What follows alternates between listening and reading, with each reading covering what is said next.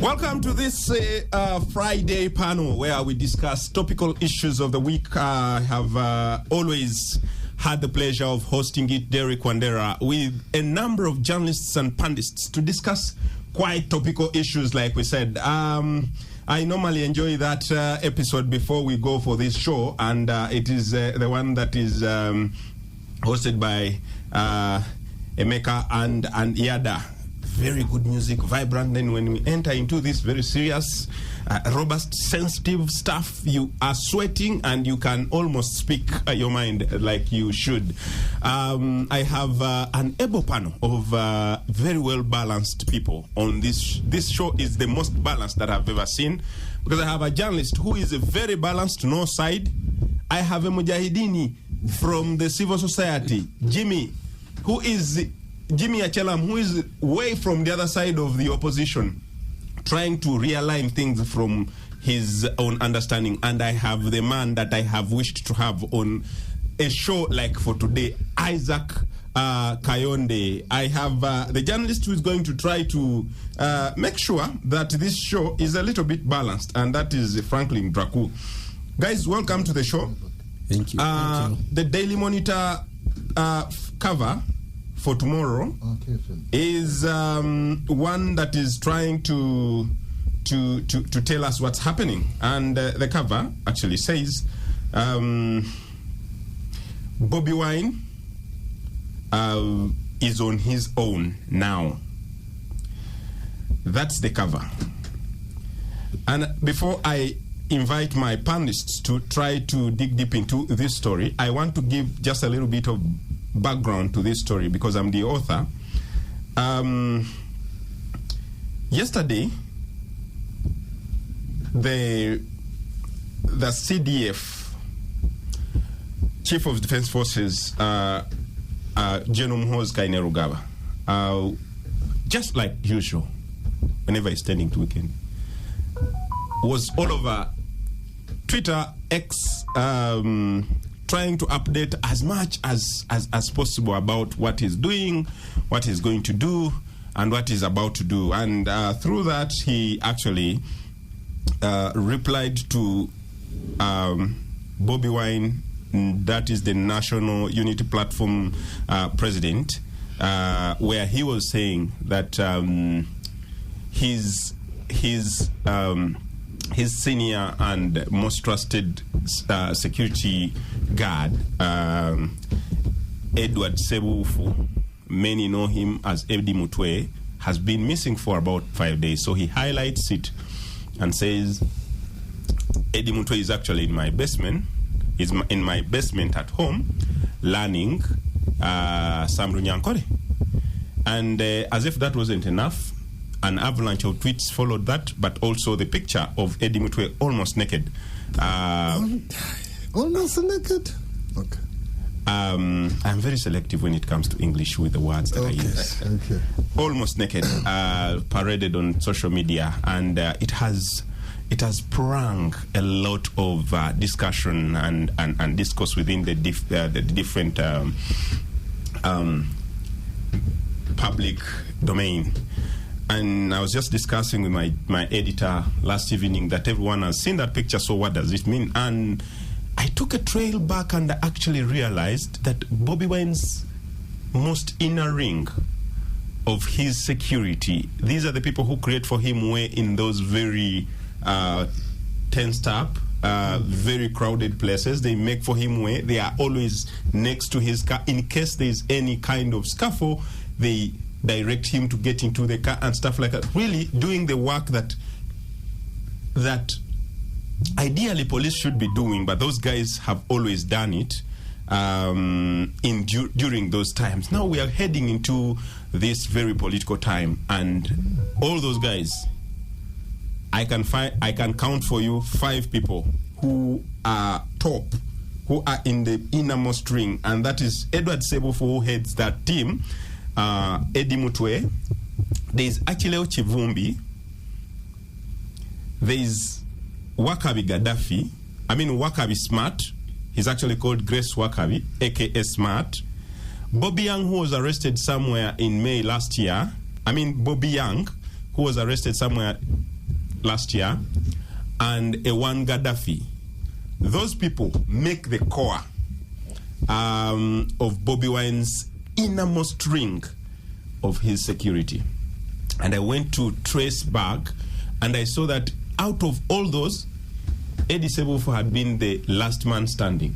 And last evening, we just knew that 5 days ago when he was picked, he was taken to a basement somewhere where he is learning Runyankore. And that's very important. So this is for us the story and the topic that has eaten the biggest part of this week. And I want to begin with you. Franklin. Just shed for us light from what you've been doing in the newsroom, the information you've been playing around with. Of course, you sit quite next to me. We exchange a lot of information and notes when we're writing our stories. But as from where you sit as a journalist, where is this taking us? And this story, by the way, is not the first. Maybe I will bring that background. But yes, first give us some insights into this story and what you make out of it. Thank you, Derek. This fits into the pattern that started around 2018. And it's still continuing. Remember, there are still 18 missing NUP members. And really, it's a disturbing trend, especially in a country where we are supposed to be a democratic country. When you look at the CDF coming out and saying, okay, this guy is in my basement, has that place been gazetted as a detention facility?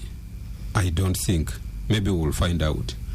But also it speaks to the fact that if the CDF, who is supposed to be the guarantor of safety of this country from external attacks, but also ensure that there's everyone within this country is safe, is the one coming out to confirm that actually he has I'm not sure whether it's an arrest or abduction or whatever it is, but it's not the best we would expect from Franklin, sorry to interject, but you should qualify it as an abduction, because just a few minutes ago, the Human Rights Commission has released an order to the Chief of Defense Forces, ordering him to release Edward Rogers Sebufo, who is Eddie Mutwe, from his custody. And failure of doing that, he will be liable for contempt under Article 53 of Article 53, Section 1D of the Ugandan Constitution. Yeah. Now you see, Uganda Human Rights Commission has come out clearly. It is yet to be seen whether he will respect that order or the directive from the Uganda Human Rights Commission. But also it speaks to a lot of things. This is not the first time he has done that, but he seems to operate above the law, above everybody in this country. He salutes the president, who is the commander in chief of the armed forces. But the commander-in-chief has not come out to condemn this act directly. And yet he has been equivocally clear on the issue of torture, on the issue of abductions, and he says this must not happen. And while he's making this statement, somebody's in somebody's basement. So who is in charge of the country? That's a question I leave you with. You have asked me the very good question, whether or not I know who is in charge of this country. Your guess is as good as mine. But just to try to put more context to this morning I had to speak to most and many authorities, the police up to today, actually, very surprising that they told me they are not aware of where Eddie Mutwe is, and because during his arrest they were not notified as police, so they don't know anything. I didn't manage to get the UPDF, but the Human Rights Commission told me actually that, but if you called us at around 3 or 4, you're going to hear our statement, and this probably is one that we have seen from them. I want to come to... Now, there's two people. Let me go to Jimmy. What do you make of all this? Where are we going? Where is the country headed? It's very sad. You know, at a time like this, most people are scared. You can't share your objective opinions because you don't know what will happen next. Even us in this studio, you don't know when you're going out what will happen. But it should be condemned. That is a high degree of impunity. As a CDF, it should be held, you know, it is not above the law. You've talked about the Human Rights Commission. Yes. But you remember when the members of parliament summoned him, what did he say? If he could, like, almost insult them, what do you think he'll do to that human rights? He insulted them, called them fools. Yeah. That shows how much, when you think you have too much power, but all these things are temporary. There comes a time when you could be playing some psychological games because he thinks he's both a military man and a politician. So he's trying to demonize, you know, to discourage these new people that, you know, if I can do this to the chief security person, what can you do? I would like to see if he can do the same to Bobby Wine, and if he'll get away with it like that. Yeah. It is appalling, to say the least. But I want to hear from the man who actually believes this is something good that should actually continue. Isaac Kayondi. I think, first of all, that's character assassination. You are really, it is a joke. You are harassing. Yes. First of all, I'm not his spokesman, but condemn his action. Oh yeah, I of course I condemn them in the strongest terms. But I think there's one thing that we miss here. This is not new. And that's the miss that you're going to miss. Yeah. No, this is not new. And I will tell you, some of us who have supported him, we had about maybe 3 or 4 reasons why we felt like, you know, he deserves the need to take on the leadership. Did you say supported him or support him? Well, I can say support, but I mean it's getting a bit very tricky. Scary, even for you. In the sense, not scary. I'm not scared of anything. But anyway, to get into it, I think there's a consistency here that Muhoozi quotes controversy on Twitter, not because he believes in the things that he writes, but because he's looking at people, you know, getting more viewership and followers. In his tweets, I can assure you, he said, every time I abuse Kabobi, I get thousands of followers. What will happen when I beat him in pieces soon? Boxing. Ninza kumtera Runyankore. You get? Now, when he tweets this, it's obvious that his intention is clear. He posted another one where he said 3 tweets and I have the whole world mispronouncing my name, right?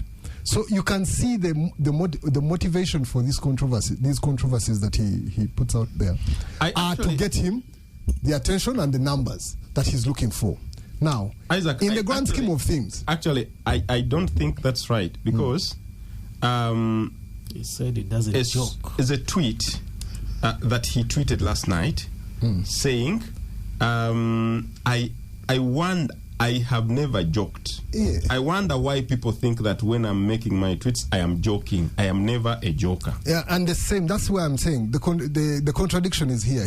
When he went on to tweet about the international scene and everything and the backlash that came with it, he said, "Look, if you have not seen a thing with my signature on it, please don't take it." Here. It was tweeted 19 hours ago. Yes. And I wish I can get the exact time. Yes, at around 11:20, he says next is Kabobi. Yes. I have never joked in my life. I don't know why people think my tweets are jokes. Yes. Now, where do you then draw the line for us to know whether he's joking or not? The issue is in the result. You get when he said that he's going to hang Bessie J in a tree and everything. Did it happen? No. When he says I'm going to pick this commander and like Bobby's commander like insane. Yes, and again, listen. this is why I say the contradiction within these tweets don't give us a clear indication of what is serious and what isn't, right? So for you to lump it all like, this is a national crisis, and for me this is where I disagree totally with him, is in terms of his what he's doing. That you see, he's acting, even for us who believe that his leadership would be good for the country, he's now acting like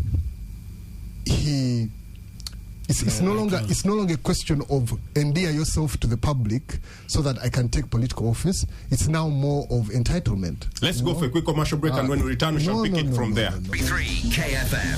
KFM, welcome back to this quick commercial. From this quick commercial break, my name is Derek Wandera. I have Jimmy Achelam.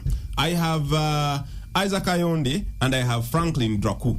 Isaac, you were completing your statement. I know when I said we go for a quick commercial, we know we need those commercial breaks. But anyway, I was still trying to make my point that it doesn't take anybody, whether you're a PLU supporter, NRM, or whatever it is, to condemn these tweets. He has put himself in a very difficult situation, in the sense that he's providing evidence for torture and all these things. And the internet never forgets. I hope this doesn't come back to bite him at a certain point, right?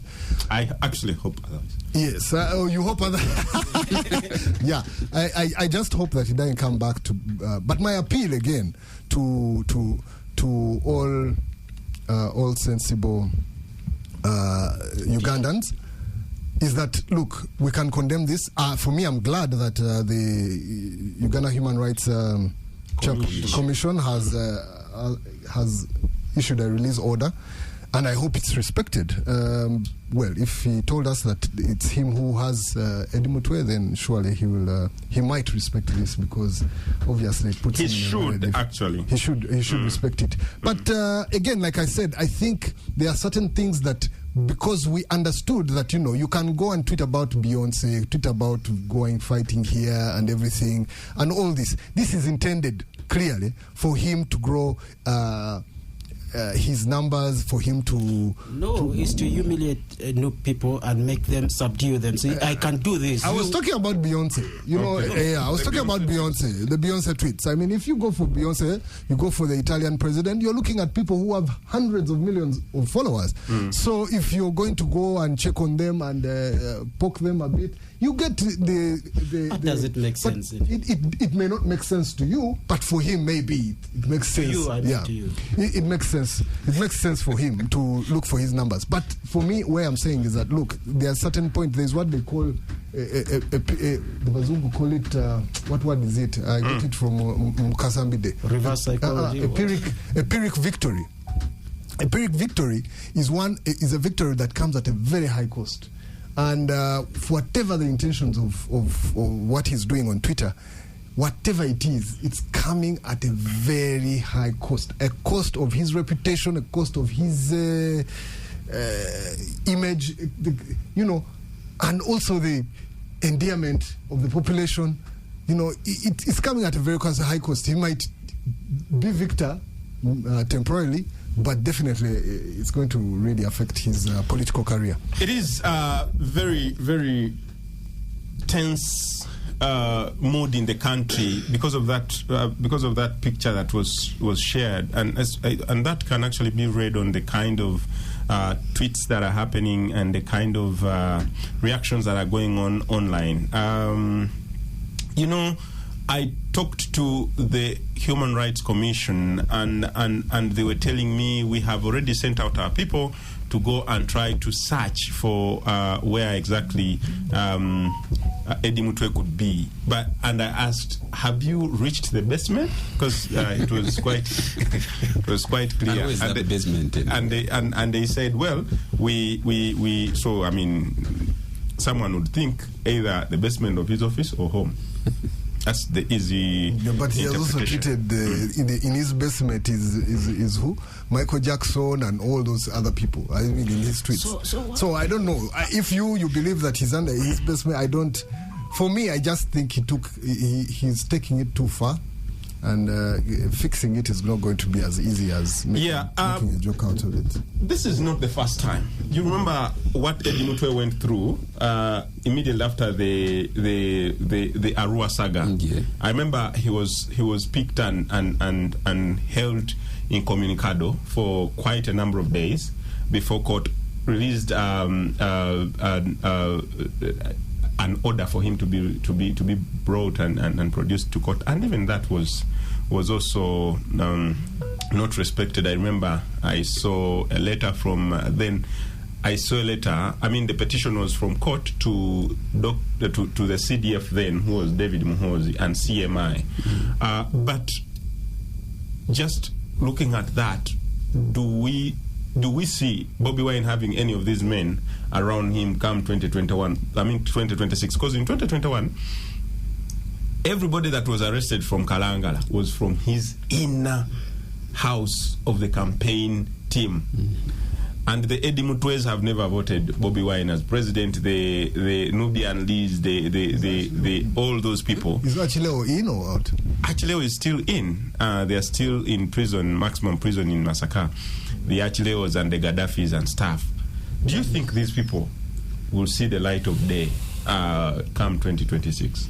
Because it's possible they can hold them till next year. But where are the others who had been picked before? If they are not out yet, what are the chances are that Eddie would be out during the campaigns? I think this is setting the tone for the forthcoming campaigns and the elections. As a journalist, it strikes a fear in me, because it doesn't only end with those guys. Remember, just a month ago in Kawempe North, we were targeted. This is supposed to be a week of celebration for journalists, because it's World Press Freedom Week. Yes. We are supposed to be here celebrating, but instead we are using the occasion to lament. It's a pity for me, because if the trends continue like this, you and I are going to be the next target, and then it extends. Eventually, everybody's voice will go down. When you subdue journalists, you have subdued everybody, because nobody is going to speak, and nobody will have voices. There will be no platform for people to express their feelings, express their desires, express their opinions. And that's the biggest challenge we have right now. I look at Eddie, I look at journalists who have been beaten. If you've read Monitor for the last 1 week, we've been documenting the cases of people who've been brutalized since 2009. They are speaking the horror they went through in the hands of the security forces. And you see the epic of it has not even come yet, but you see what is happening. It's a dangerous trend. And therefore, the chances of seeing these guys, the inner circle of Bobby, out before 2026 elections, the lights dim every other day. We may not see them, we may see them, but we hope we will see them out very soon, if there are institutions, there are systems in this country that work. And that has also been subject to debate based on some of the incidents that have happened before.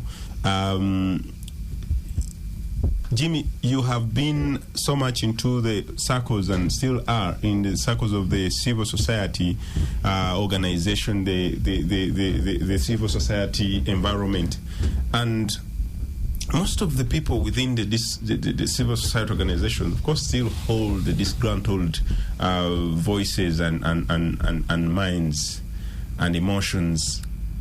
And I know this is from where you speak everything that you have been commenting, especially from the time this story started developing.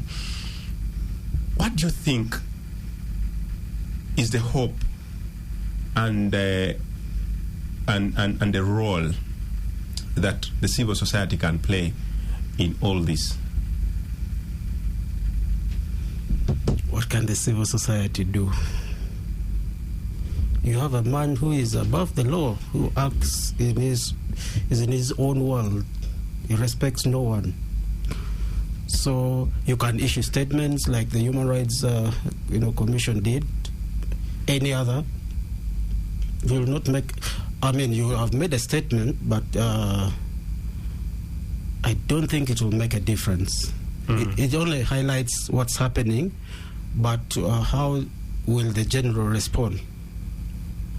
I don't know what his handlers, the people around him, you know, the one who used to sit on that seat, what would he be advising him?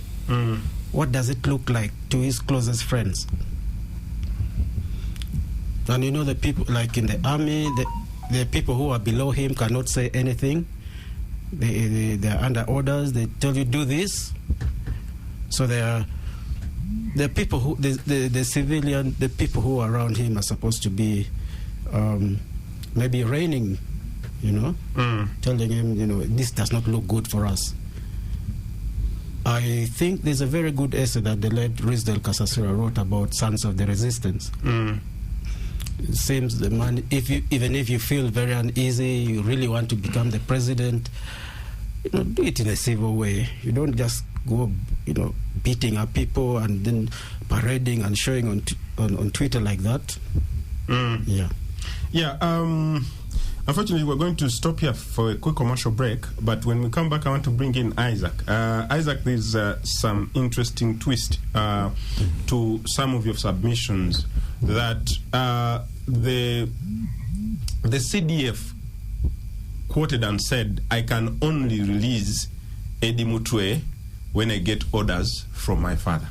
Let's go for a quick commercial break, and when we return, we shall pick it up from there.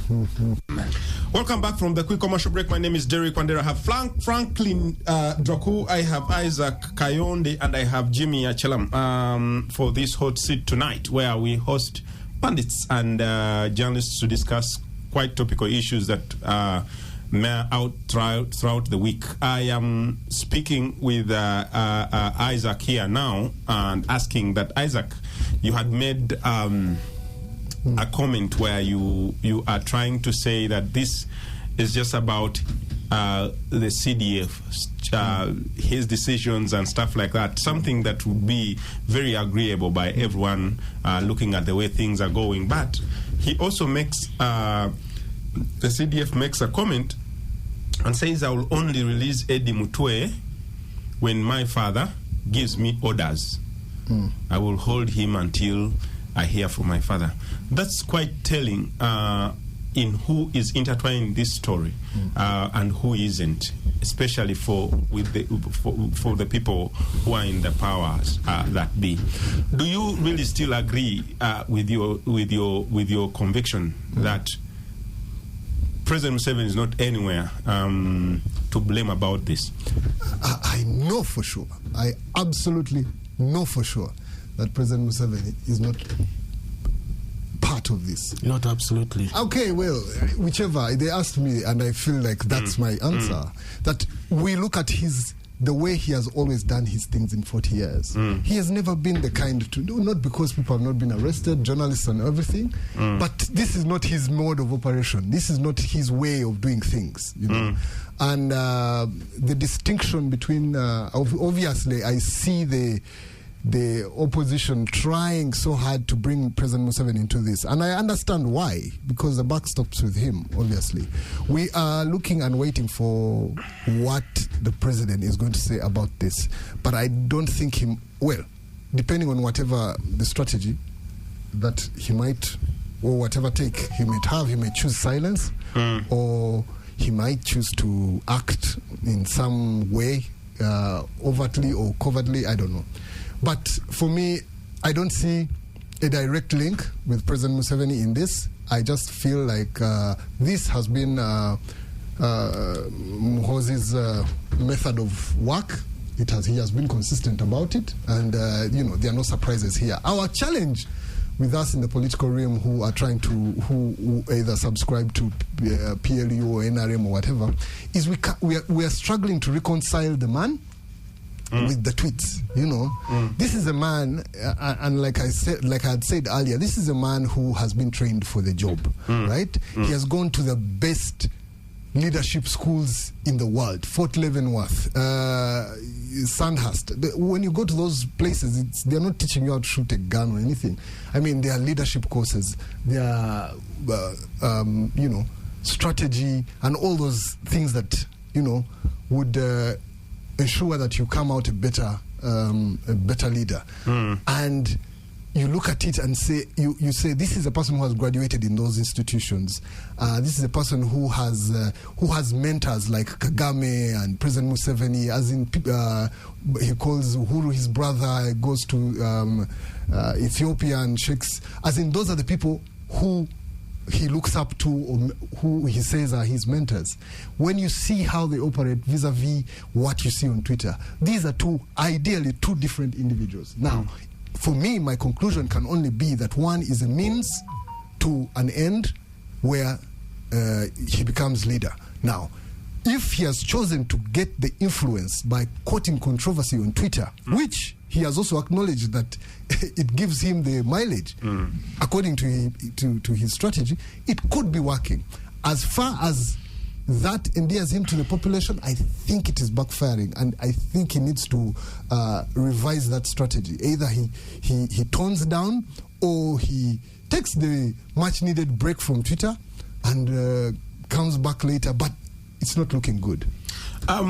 It's very, very difficult for us to even measure his endearment, but also whether he is actually what he has said about having political ambitions, because then one asks, where do you then draw the line of winning and losing if you're a politician? Politicians are smart people. Politicians are, I'm not saying he's not smart, but I'm saying politicians know when and when not to speak certain things. They are very good liars. You know, politicians are very good liars. And our CDF doesn't lie to us at all. He doesn't. And that's the thing. I think it's not about lying. I think it's about communication. It's about how you relate with the population that you're seeking support from. I mean, us who are now in the political season, all our posters have some kind of shine. They have removed our freckles and wrinkles, you know. You're trying so hard to please your voters or your constituents, and Muhoozi is not trying. He is not trying. He posts that one when he's even looking for blue. But he's not trying. So, Franklin, where do you see the wins for the good general in terms of politics? Does he score any goals in all this? Because then one would actually say that, like he has said clearly, sometimes he says that I am trying to endear people, I'm trying to get numbers. Are these numbers, can they ever be translated into political people who actually believe in you, voters or even supporters? Derek, before we go to politics, CDF is a serving army officer. He is bound by the UPDF Act. He is bound by the constitution of this country. What does the UPDF Act say about the serving officer? They are supposed to be apolitical. But the CDF comes out naked and speaks his mind openly. It's a figure of speech, though. Can the others do the same? There is the Army High Command. What do they tell him? What do they tell him? What do they tell the other people in the army? That's a contradiction. What is the UPDF position on this? It's the hardest, I think, right now to be a UPDF, maybe spokesperson, because you are caught within your own problems now. The army has always endeared itself as a pro-people army. But if the CDF is abducting people and keeping them in the basement as a serving army officer and is the highest, only next to the commander-in-chief, what do you read into that? Now to the politics. Well, when you see the tweets, when you go to the Twitter, every time he posts, there are people who amplify that. But does that appeal to everybody? That I don't think. Because there are people, every day you are going to offend a certain section of people. And the more you tweet, the bigger the number becomes. And politically, I think that's dangerous. Because if he's led to contest on a level ground, I don't think right now he has a chance. Because there are so many people he has offended by his tweets. There are so many people he has offended by his actions. And therefore, if the ground is level, say you remove these ones aside, keep your basement closed, there will be a challenge for him. The ground can never be leveled. So many people have actually said that. But speaking about the online support that he normally gets, last week actually I wrote a story about like how the NRM used pseudo accounts on Facebook to try to push the narrative, to try to wipe away what had happened in November 2021, November 18, 19th. Yeah. And actually the sources I spoke to were very, very surprising that some people held accounts and they never were in charge of them. Someone had more than 20 accounts that they were running, and all you needed to go is type here, yes, type here, yes, type here 20 times, and you're good to go. So some of that online kind of facade that comes with someone who has posted a picture sometimes is very, very relative, because then you don't know whether these are real people who are posting. But Jimmy, it's such a time, before we go for a quick commercial break, it's such a time where we are going into an election, a very heated election, so to say. We've seen what happened in Kawempe North. Do you think the CDF should be doing such things, especially if we must go for an election where he has a side where he always says everyone should vote for my father? Do you think he is winning his father some votes, or are actually killing them? See, the tweet you talked about, that unless my father says this, then I'll release him, then begs the question, are they working together? Does the father, I don't know, Isaac says the father never agrees with those methods, but he has been fairly consistent. If the son can, okay, the CDF. Now you have CDF and the commander-in-chief, and then you have the father and the son, father and first son. So it's do they sit and is that a strategy they agree on that the public does not understand? You know, Museveni, there's a way you can see him here direct, but there's another side of him that we can never know. Isaac says absolutely no, but in this you can't be very sure unless it comes out to blast him, to tell him openly, please, this is a professional army. We are past the NRA, the Bush war, methods of doing things.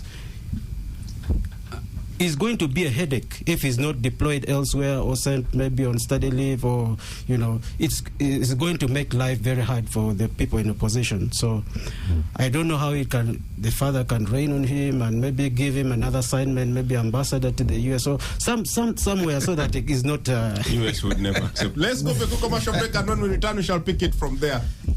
33 KFM. KFM, welcome back from that quick commercial break. My name is Derek Wandera. We go for our last segment of this show, where we have pundits and journalists to discuss topical issues. I have Jimmy, I have Isaac, and I have Franklin, unanimously saying it was wrong. It is wrong, and there is nothing right about it. As a politician, Isaac, you're the most political person in this show, in this studio right now. If we probably are saying, well, the way the good general has been tweeting and showing support for the father and saying, if you do not vote for my father in 2026, then all of you don't know what I'm going to do to you. He has made those tweets and stuff like that. So he's in one way or the other campaigning for the father, trying to show support to his father and making sure that his father. It's very unfortunate that we come to a show where we are talking about a CDF, we are talking about the first son and the father in the same statement. But that's the setting within which we are. Commander-in-chief. And the commander-in-chief. That he's trying to win support for his father. Do you think that this is something that you logically you think he's scoring points? No, and this is where. Or is he fighting his father? You see, for me, this is this again is the evidence is in the doing, right? Is that we have seen the mode of operation of President Museveni for the past, I don't know how many years, 40 years, right? And this is not it, right? This is a man who is as you have argued here before, that he's on a campaign trail. Much as for me, I would think he's supervising PDM. No, campaign trail. Okay, he's on a campaign trail. That he is even going down to visit people who have 1 chicken, 2 chicken. Again, that is a man who is trying to endear himself to the population down there. That's a person, who is intentional about how he gets to power. That every campaign, even when he doesn't really need to, he will make the effort. What Muhoozi is doing is absolutely a personal, it's a personal, should I say, issue, and he's doing it to either further his influence by getting more real. I've seen someone saying, why doesn't he just buy the followers? But you see, if you buy the followers, they're never going to have the influence that you need. I mean, so for me, it's his personal commentary is affecting his personal brand. I'm not too sure that it's going to affect the father's support in any way. If anything, people are going to start saying, better Mzee than the son, because of his personal branding. I think for me, any attempt to drag Muhoozi's tweets into President Museveni's legacy and leadership is trying too hard, to say the least. It is very disturbing that we are not discussing at Isaac. You're not discussing the act of having Eddie Mutwe in the basement, but rather you're making it a tweet joke. No, I tweet something. Because for me, we've come here to discuss Eddie Mutwe, where Eddie Mutwe is in someone's basement. Now, the mode of communication is just a mode. Yes. For me, you have clearly said it's wrong, right? Yes, absolutely. It's wrong. But I don't think that this gentleman doesn't mean his tweets. He actually means them. Franklin, we have 5 minutes to go. Before we leave this studio, we want to all agree or disagree that the man means each and every tweet and his actions that he wants and puts in those tweets. I totally agree, because every time he has tweeted something, particularly about somebody, he eventually acts it. Like? We've seen when Dr. Kizza Besigye was arrested, abducted from Nairobi actually, brought here, and he said he will only, Dr. Besigye will leave prisons if he kneels down. And asks him for forgiveness. Which Dr. Besigye has not done up to now. And he's still in. But he also said that he will hang him, he will kill him, he's going to take him for public. Has it happened? It could be a process. Two, he said if the police doesn't beat Noop supporters, tomorrow you're fired. Didn't they get beaten? Nah, look.